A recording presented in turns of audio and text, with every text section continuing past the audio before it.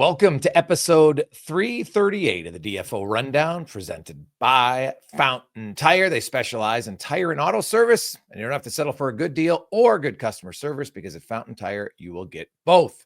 If you need new tires, or maybe your engine has a little rattle, stop it at Fountain Tire and they'll sort you out.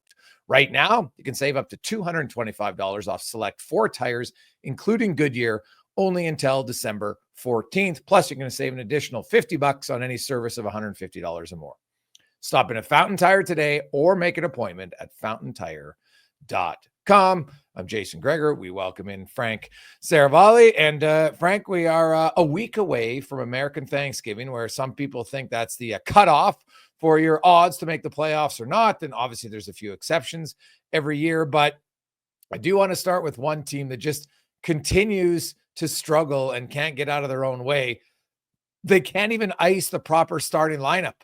The hell's going on in Nashville? I don't know if you saw, they took a minor penalty. They had the wrong starters on the ice last night in Seattle, and that was a little bit of a foreshadowing for another tough game as they are blanked in Seattle.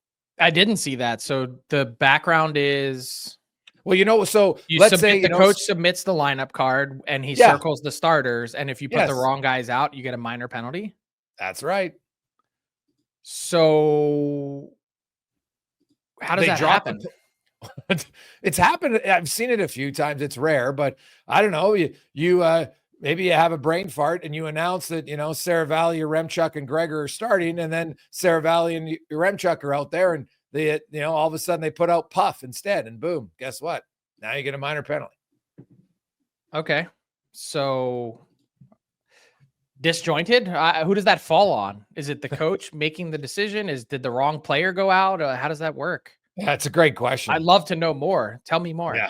Yeah. Honestly, I don't know, but I do remember that happened. I've seen it a few times. It's rare though, and you gotta. Well, usually what happens is it's the wrong guy written on the card. Like, so that player actually isn't even in the lineup. It's not typically a starting lineup thing. No, it's the starting lineup. It's the guys on the ice. No, I know, but I'm saying the violations that we typically see, if there is one, is because they wrote the wrong guy on the lineup card. Oh, yeah. But either way, it's just everything that can go wrong right now is going wrong for the Nashville Predators. Good on the Eagle Eye refs to catch that too. Yeah, that's one where the 4 of them okay, who's in the starting lineup? Oh, not out here today. But man, like, you look at Nashville's and you look at all the teams ahead of them, Frank. Honestly, I'm gonna say it today. Preds aren't making the playoffs. You're stone cold declaring them dead. I am. On November 21st, they're done. Okay, so walk me through your thought process. Like, we've all seen their games. Well, I think it's a combination of their games and who they're going to have to catch, because I'm telling you, Minnesota's legit. Dallas is legit. Winnipeg's legit in their division. No question. Then I'll throw in Colorado, who, despite all their injuries early on, has managed to still be above 500. They got McKinnon and Rantanen. They got Makar.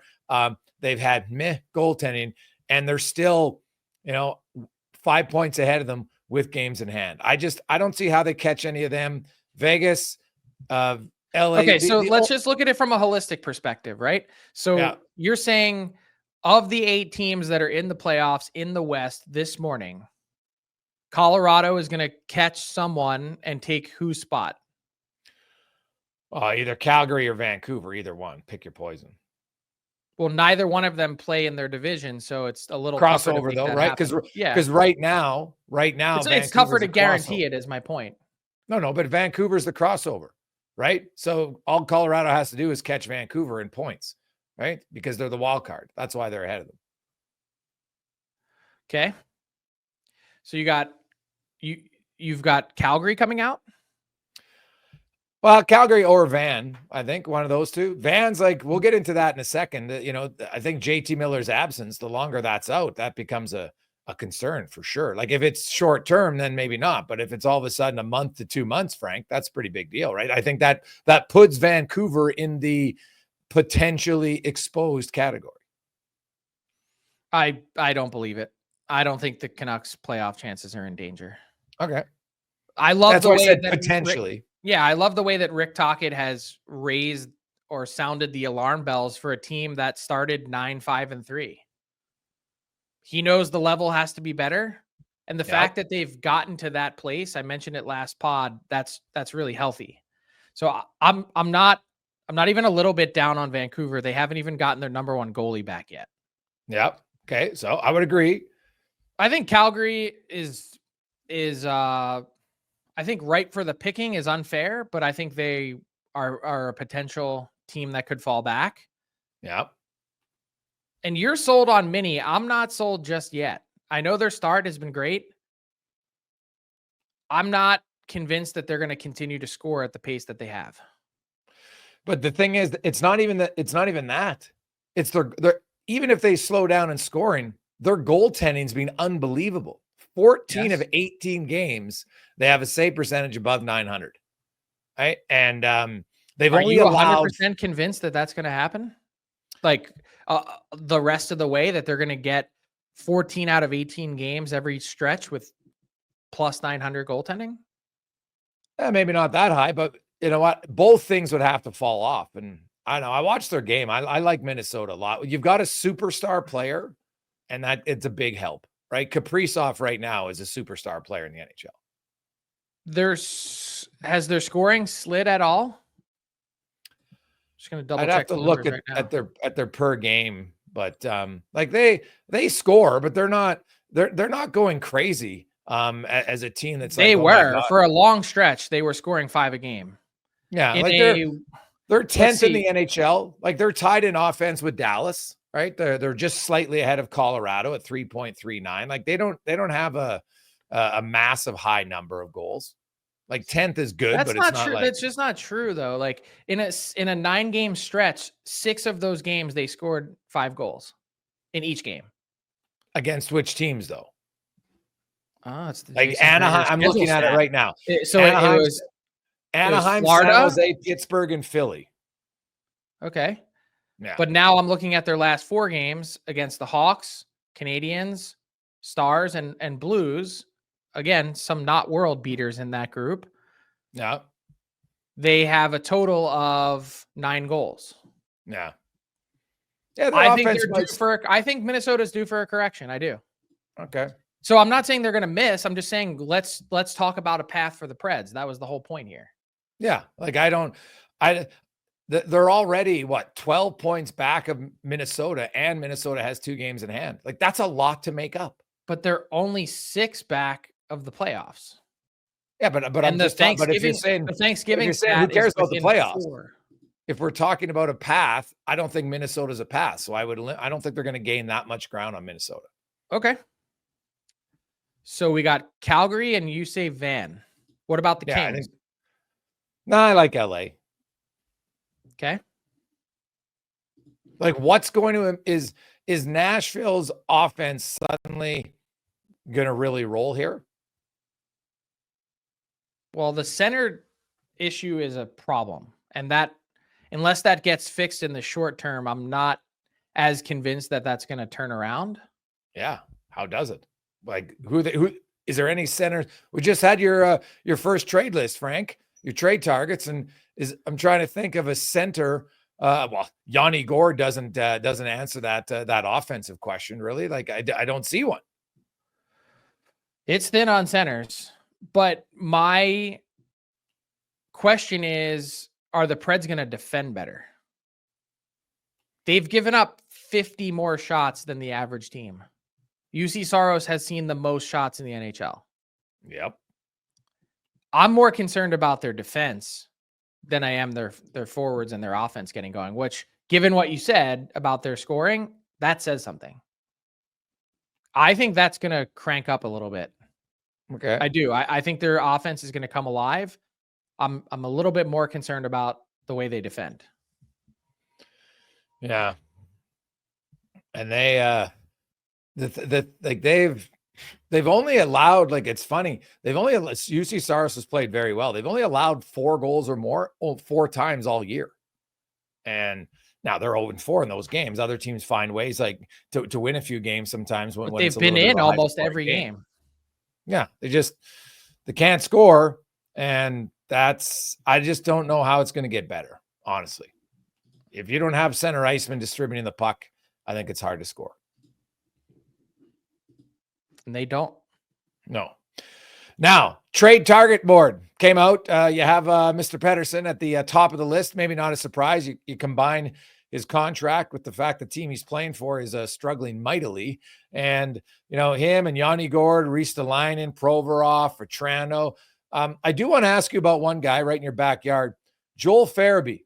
He's got 3 years left at $5 million. And what's led to him just kind of falling out of favor in Philadelphia, it looks like? I think you'd have to ask John Tortorella. I mean, there's a collection of young forwards that the Flyers really seem to have fallen into a place of malcontent. And I think are in desperate need of a change of scenery.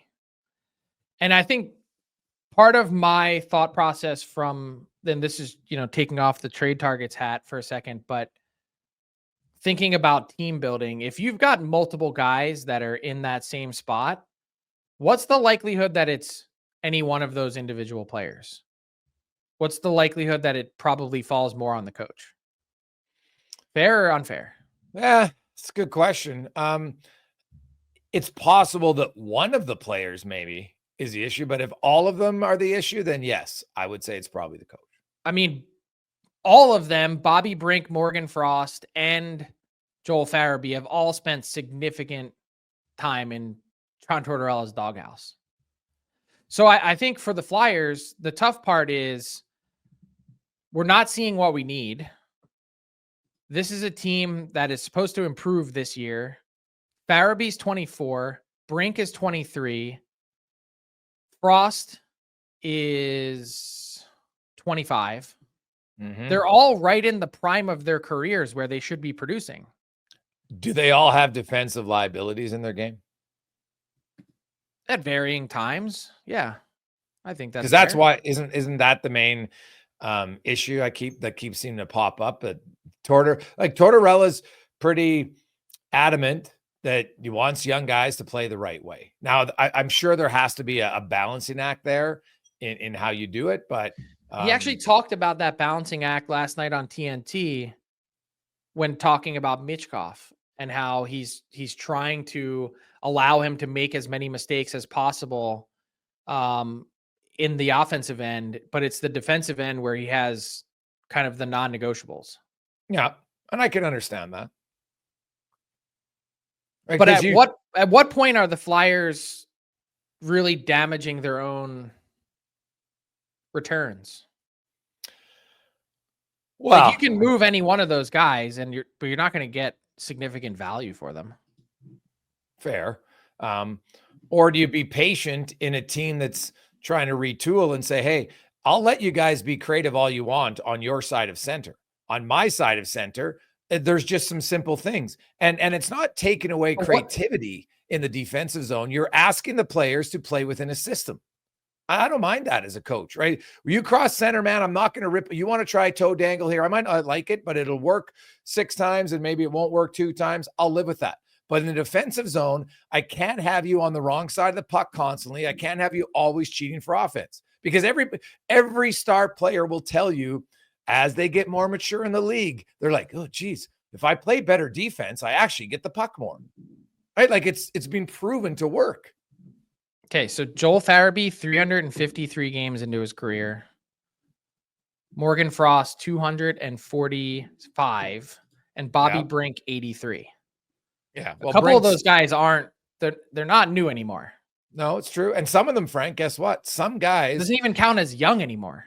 Some guys will be in the league, and guess what? They'll never get it. They'll never truly commit to being good defensively. And we've seen it. I don't know. I think you're talking about guys that have higher end ceilings that are at some point they're being held back. So do you think these guys, how good is Farabee? I don't watch him enough, so I'm asking, how good is Farabee? I think Farabee in the right with confidence and in the right environment is a 35 goal scorer. Really? He's had 20 and 22 already. Like he had a bad year last year, like by any normal standard, not normal standard, but a a down year, I should say, and still had 22 goals and 50 points. Okay. So I think I know I'm doing a poor job of explaining this, but the Flyers, I think, are at a crossroads, because if these guys aren't going to be pieces moving forward for you, then what? Yeah, it's fair. I mean, these were relatively high-end picks. Brink was one of the first picks of the second round, 34th overall. Frost was 20. Well, Farabee was 14th, I think. Yeah, and Frost was 27th. I know some of these fall back to the previous regime, but nonetheless, these are guys that this team was counting on to help bridge over from one generation of Flyers to the next. And that's not working. No. Well, the thing is, Farabee's numbers, like last year was his best season, right? 22 goals, 50 points. Now he's a minus player. They weren't a great team, but, and he didn't have like an unrealistic shooting percentage. He was just at 12. So you'd say, okay, you know what? You can, that's basically his career. And he scored 22. Now to jump to 35 is a big jump, but I think he's already scored 20 goals twice, and one of them was in that shortened season. So the potential's there. I would agree with you. So I guess 20 goals as a 20-year-old in a shortened season. Like I think the potential is still there. I do. And some might look at his contract and say 3 years left after this one at $5 million. The term is a detriment. I think the term is a positive. 100%. You've purchased the best years of his career, and he's pretty much shown you he is a 20-goal scorer already. 20-goal scorer, that's $5 million.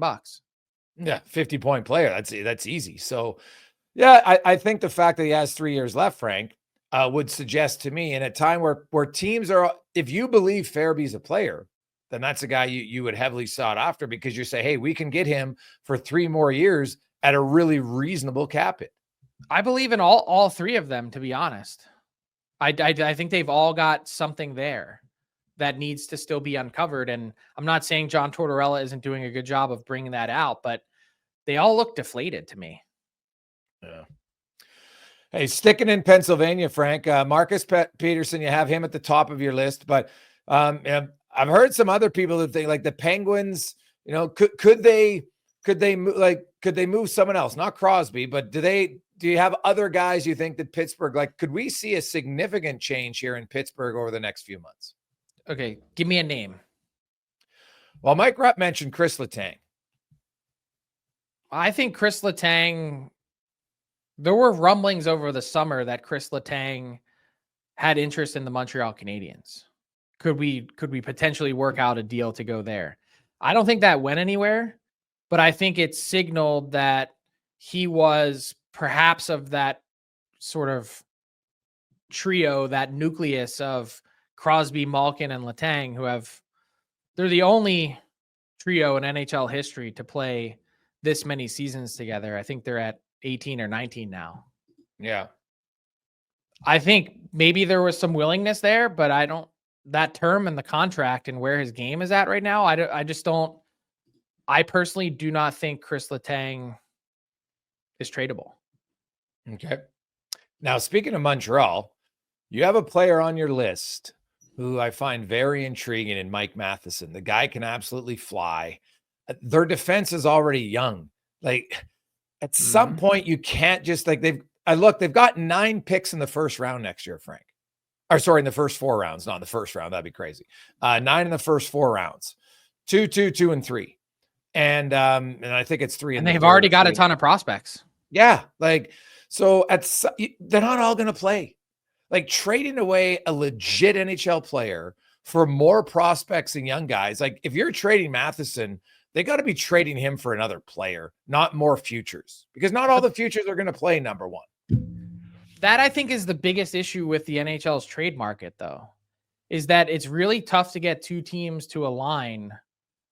It's usually one is not looking to trade any pieces off their roster and only trade futures, and the team receiving is only looking for futures, not roster players. And so that's why you have this trade deadline period that lines up, right? It's so rare to get an in-season trade where you're like, yeah, I'll trade you Casey Middlestat for Bowen Byram. Like we see that like once every 3 years in season. Yeah. And even out of season, it's harder to do.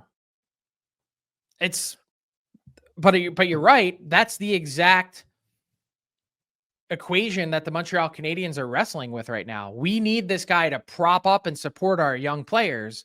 Yes. We're already thin. I mean, think about what their season has looked like when Gooley was out, when Matheson was banged up himself and still had to play. They had a couple nights. Lane Hudson played 30 minutes and 7 seconds one night.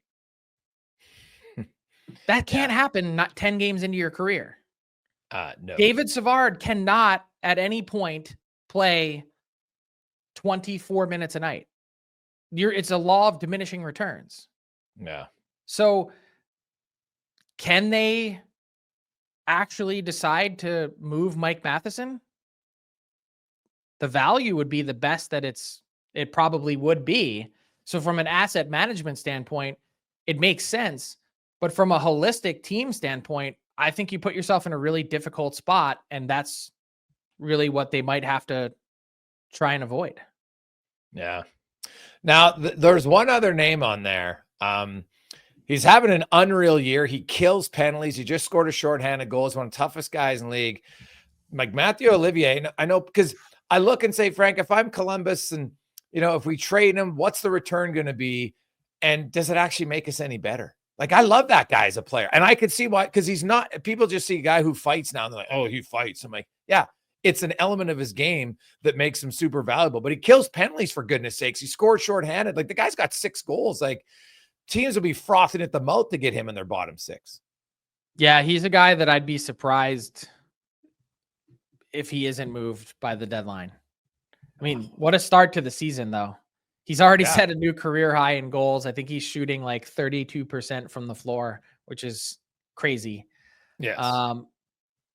Obviously not going to continue, but a great story. And you're right, because of the other elements that he brings, that's a player that teams are going to want at a cap hit that is really manageable. So the first team I think of when I think of Mathieu Olivier, that is a Minnesota Wild player.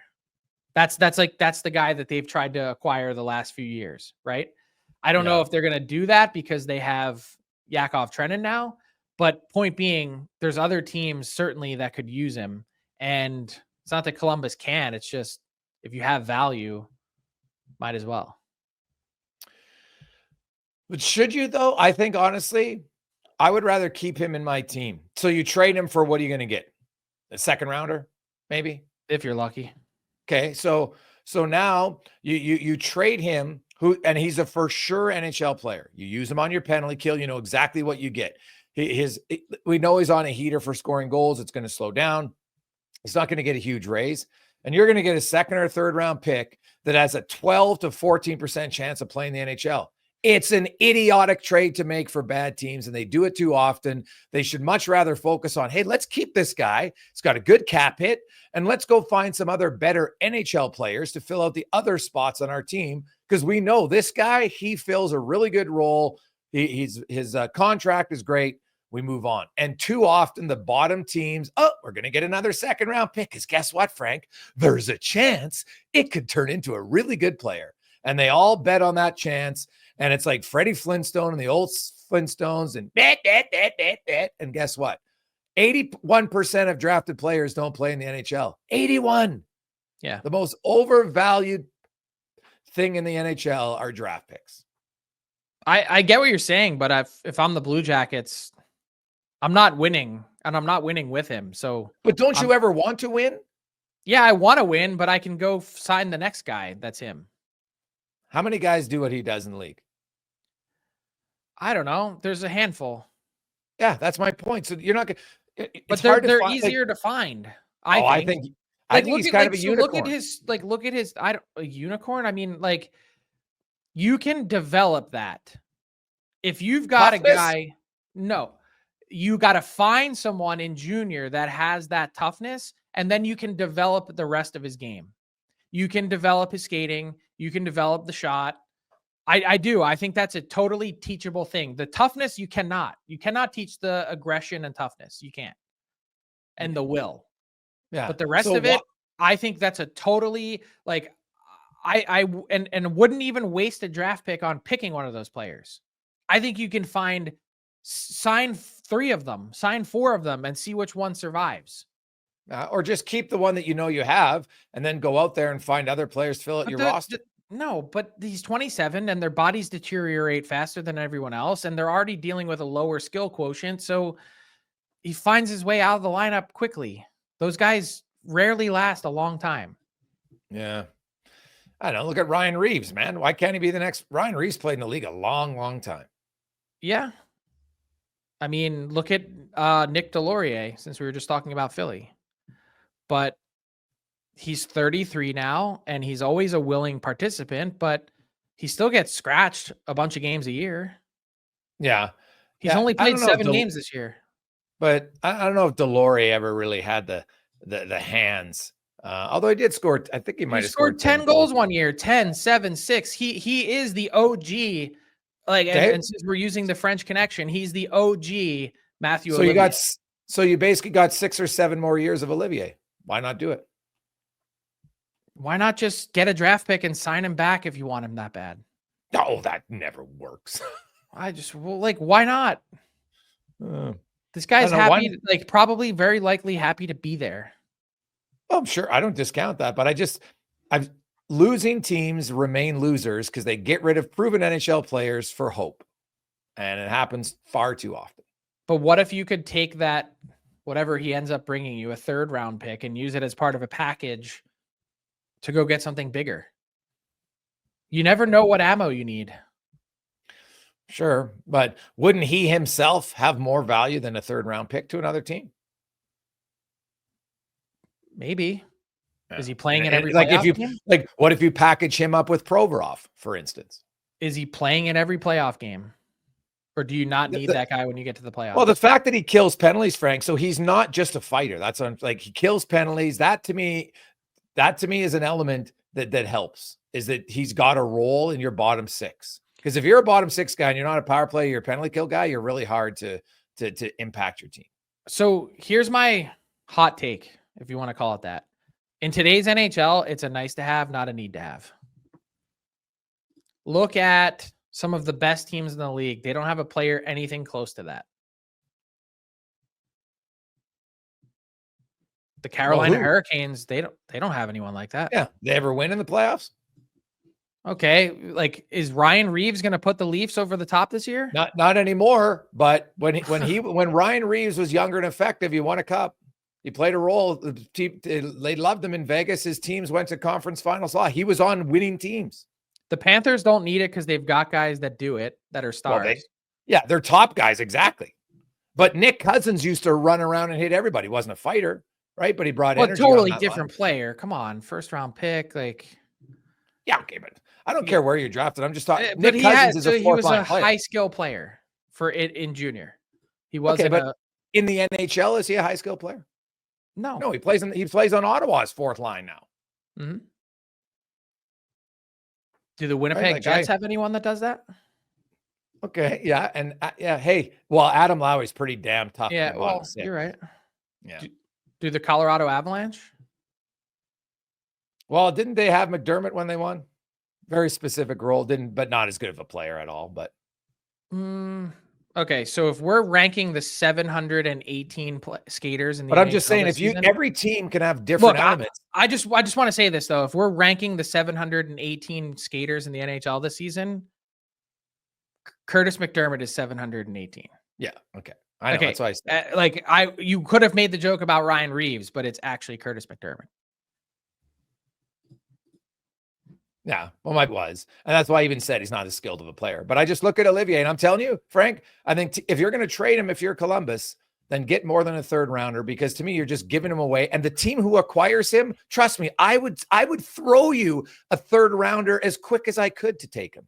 That would be an easy trade. Can you just reason with me before we move on?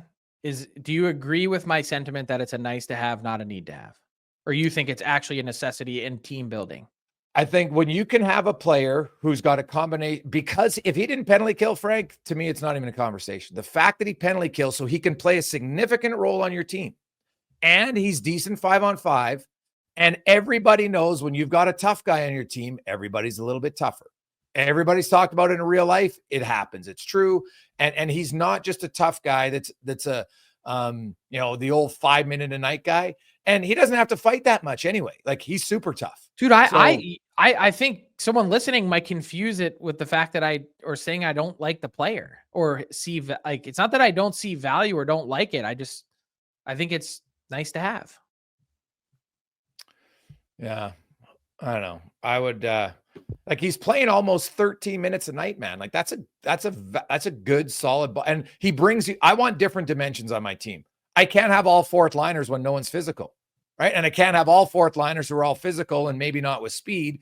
So you got to mix and match. Florida had an unbelievable mix of different talent.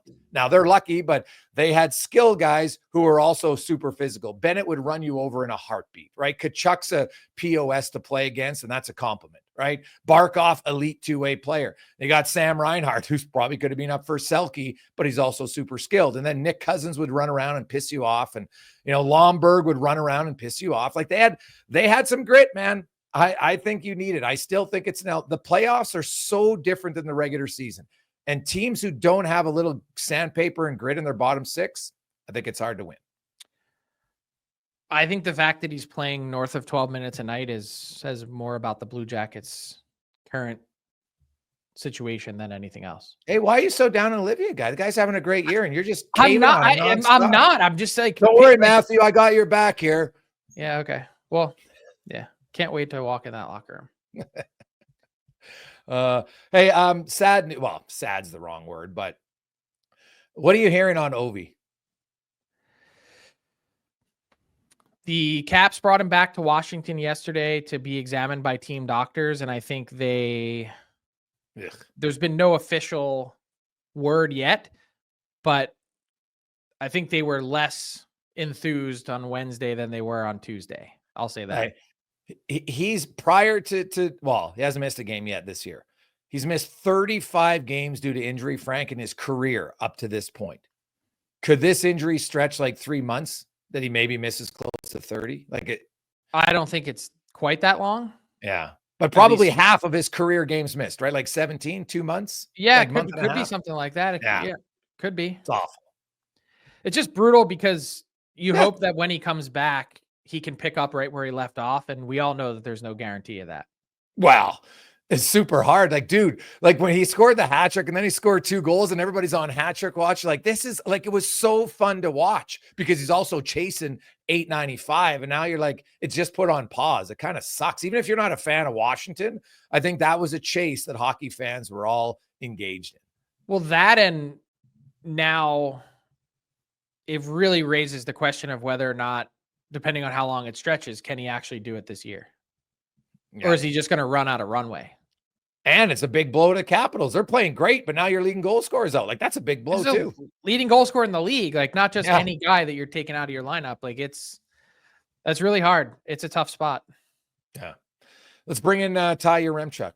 Ty, how you doing?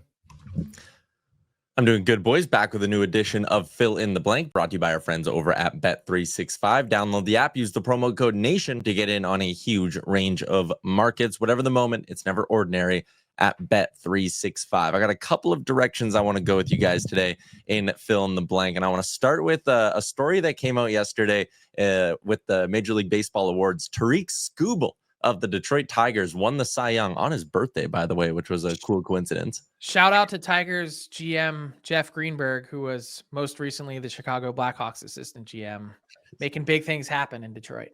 That is wild. But Big Cat from Pardon My Take, a big sports podcast from Barstool, he had this story where early in the season, he went to a meet and greet with some Tigers fans, and a guy came up to him and just gave him a piece of paper that said, Skubal plus 500, Cy Young, trust it. And Big Cat was like, you know what? That guy might be my guardian angel. So he bet on it, plus 500 at the start of the year, and it ended up working out for him. He won like $30,000. He like Venmo'd the guy a bunch of money. It was a cool story. But I want to know from you guys, give me an award long shot. We're a quarter way through the season here. Who's someone that isn't a favorite right now, but you like to win one of the major awards? I also have a pick myself that I can give, but Frank, who do you like? Why don't we start with you? Give me a second to think about this. Yeah, okay. You guys think about it, but I loaded up the odds over at Bet365. There is a guy who I used my guideline as this of, the scuba line. He's got to be plus 500 or more for it to be considered, somewhat of a long shot. This guy is third in the Calder Trophy race, but he's plus 550, and I think it's a good bet. Macklin Celebrini, like he's producing. He scored the OT winner the other day. It's basically Michkov versus the field right now. Michkov's minus 130, but Celebrini at plus 550 feels like a really smart bet. He's got the number 1 overall pick hype. He should be healthy for the remainder of the season. Cross your fingers on that. I guess that's part of the gamble I'm taking, but I feel like Celebrini could end up still being like a 60-point player this year. And I think plus 550 is good value on that. I don't mind. How many games has he missed? He's missed 10, I think. Or actually, no, they played 21, so he's missed 12. So what's the fewest amount of games that a Calder Trophy winner has played? That's not a goalie. Ooh, I think you have to go back a ways. Like Nugent Hopkins, I remember when he lost, he had the same amount of points and he played 20 fewer games and he still lost. Yeah, like games played always has a big impact on the Calder for whatever reason. I just feel like, again, that first overall pick, which I guess Nuge had 2, but I don't know, Celebrini's only 2 goals back of Matvei Michkov in half the amount of games. Like, I feel like plus 550, it's so obvious. Well, that wouldn't even be the long shot for the Calder that I would pick. Ooh, okay. Dustin Wolf would be my guy. Plus 750. Yeah, and he was plus 1,200 last week. Like, I mean, to me, look at his increase in workload. I think he's played 5 of the last 7, if I'm not mistaken, in Calgary.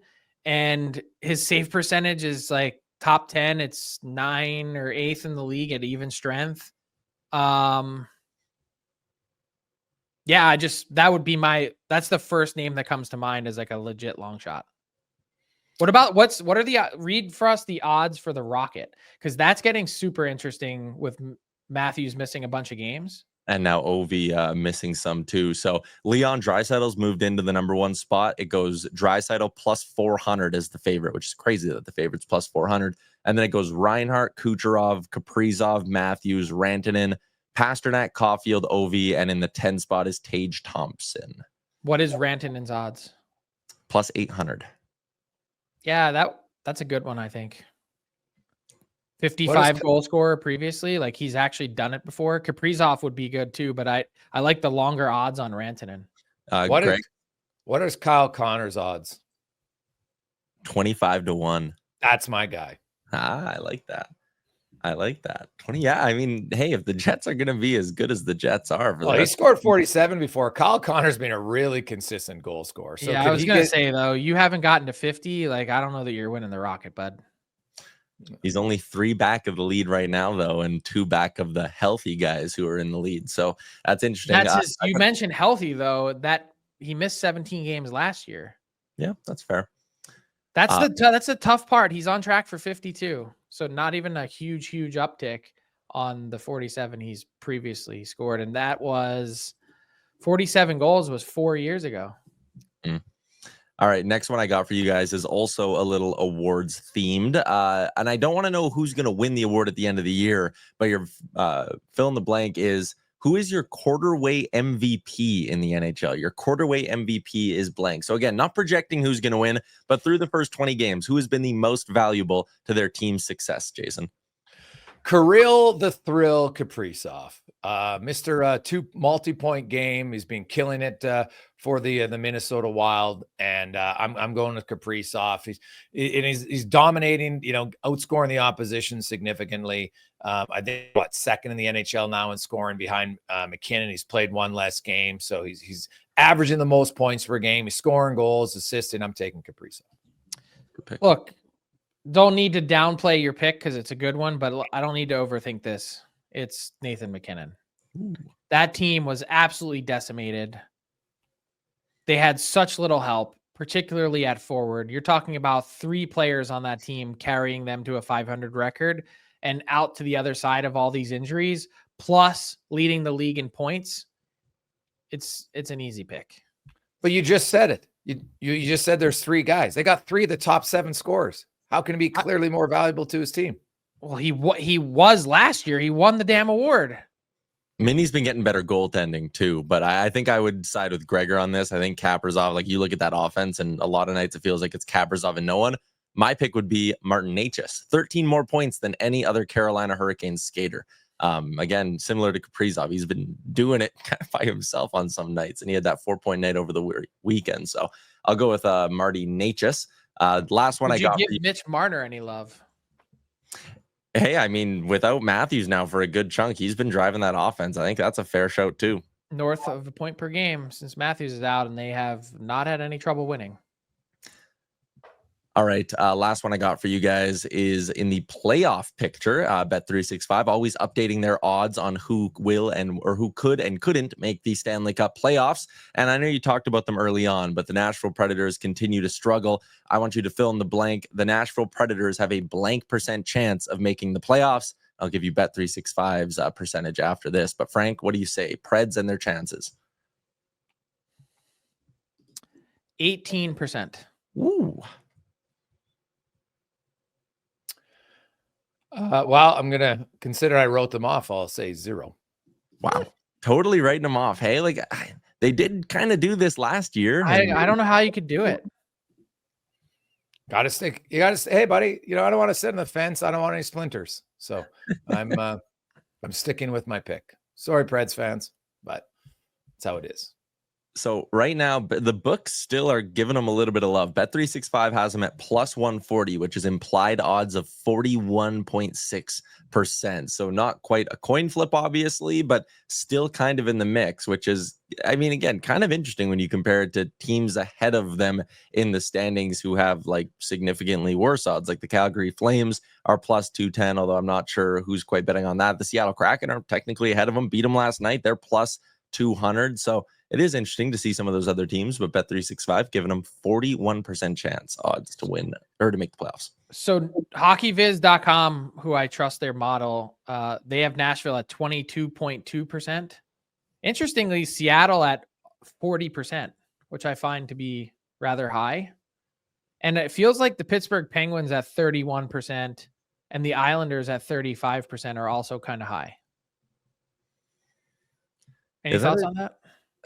Pittsburgh plus 550. That means there's a little bit of a discrepancy there if you really trust Hockey Viz.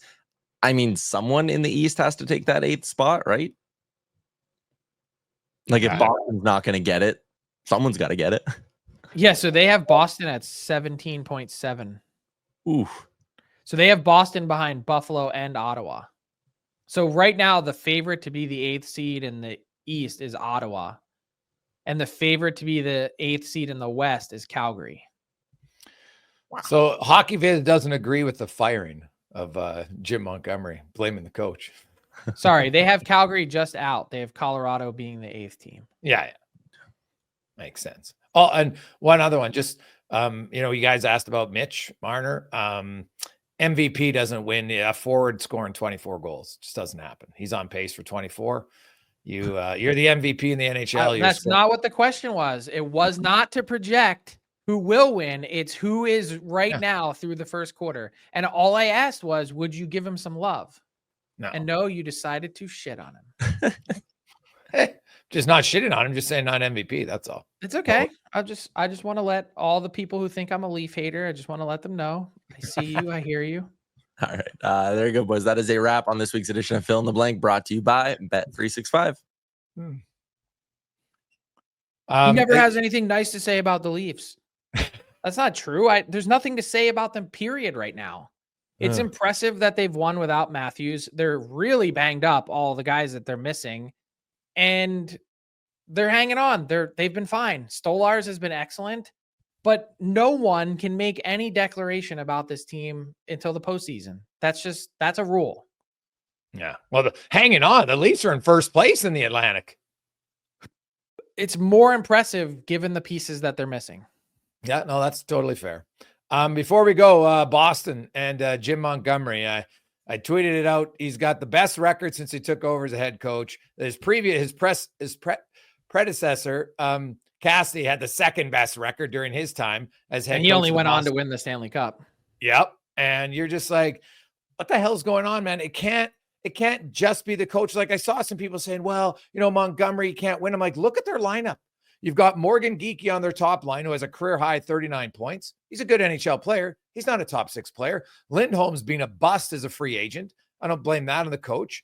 They got Brazeau currently on their second line. I like him, good young player, but he's got a career 15 points, Frank. They got the Russian rookie on their third line, is a rookie on your third line with 6 NHL games. And your fourth line's got 2 guys who are decent NHLers, but they don't have a top line center, and they probably have 2 number 3s. Like, I don't blame the coach when you don't have, it's not like he's got a boatload of talent on the offensive side of that roster in Boston right now. Look, I've said this before, I don't think they're as bad as they've shown either. Jim Montgomery is not the first coach. He's far from the first coach to be fired in a downturn in save percentage for their goaltending. I mean, he's been critical of Swayman and missing training camp. The whole organization was another thing that you could point back to the manager if you wanted to. And at varying points over the last 8-10 months, he's had the public on the bench disagreement or spat with Brad Marchand, was critical of David Pasternak in the playoffs, has said something about Swayman. Like you've now kind of gone after the core of your team. What's left to pick at? I'm not defending the Bruins at all. I'm just saying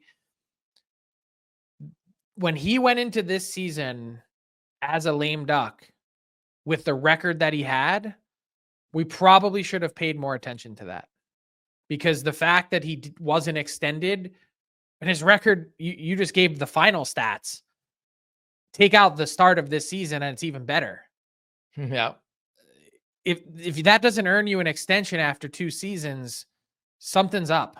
And whether that's, if you're going to take Don Sweeney at his word and say that we couldn't agree on a number, or if you thought something was off based on the pulse of your team, either way, we probably should have paid more attention to that.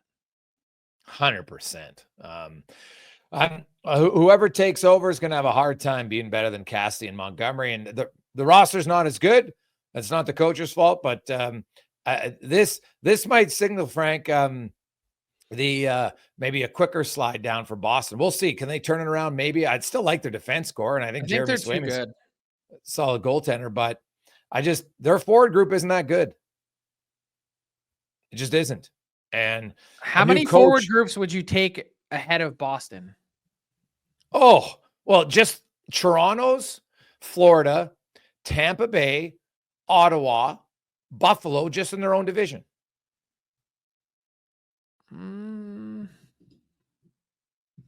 Which one of those wouldn't you? Buffalo. Ooh, I don't know, man. Well, I just look at Tate Strom. Well, I like Pasternak, so maybe they. I was going to say, like, Pasternak is still the best player in that whole group of teams that you just named. Not the Leafs, but well, Boston's problem is, probably not Frank, Florida. Like, Elias Lindholm is the perfect example of what we talked about 2 pods ago. Older player, long-term deal that is going to age horrifically. But just to be fair, he also started really poorly in Vancouver and said very similar things about himself and then rebounded in a big way. I think he's someone that takes a while to adjust. Okay. I agree with you though.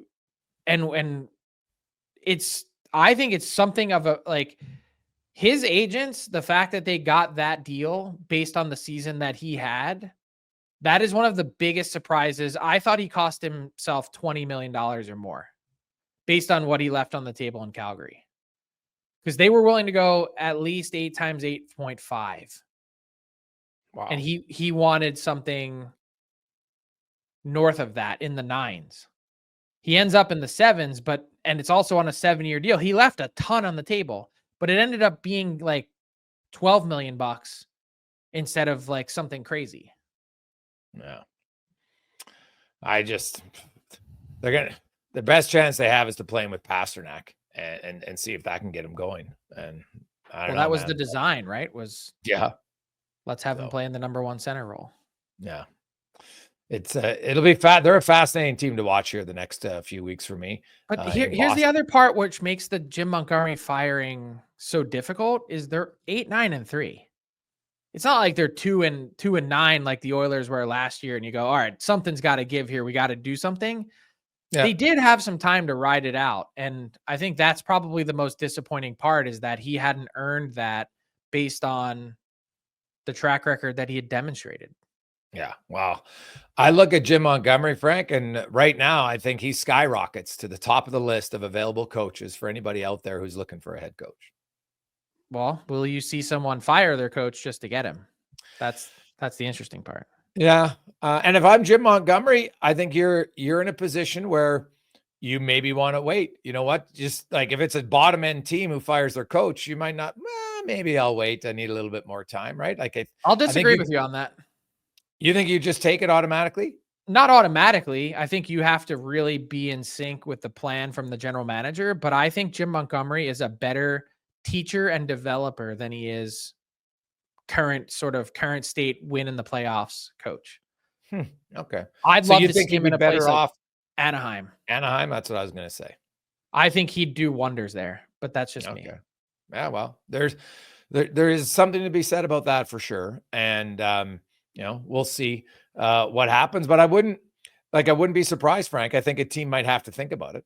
I would look and say, hey, if Jim Montgomery's available and we're looking at the direction of our team and we believe that, as you said, he's a great teacher and a developer of players, something you have to seriously look at. Well, if I were the Ducks, I'd be seriously looking at it.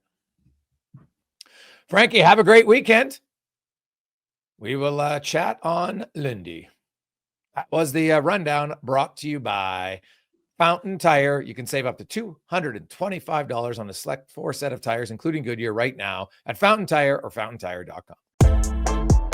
What's up, hockey fans? If you enjoyed that video, then you need to be hitting the subscribe button right here at Daily Faceoff. Exclusive interviews and analysis from our hockey insider Frank Saravalli, fantasy updates from Brock Sagan, and a daily live show at noon Eastern, Monday through Friday. You don't want to miss any of the fantastic content, so hit that subscribe button.